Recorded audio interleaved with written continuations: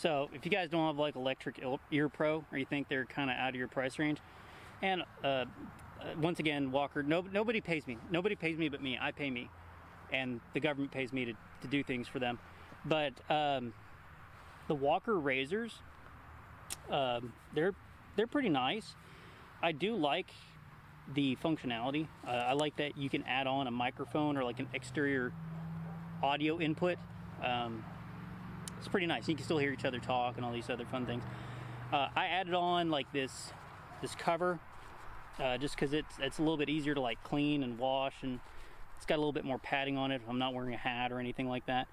And then the big thing is I replaced the like foam headphone thing with this gel insert. You guys should definitely get these. I'll put a link to these. I got them on Amazon, but that gel is so much better if you're wearing eye pro or a hat, or you're wearing it for long periods of time. This is so much more comfortable. But yeah, they're like $15, $20 or something like that, but super worth it to make an already decent pair of ear pro that were like 50 bucks. So you're looking at like maybe 75 bucks for this whole shebang. Not bad. It's really not bad.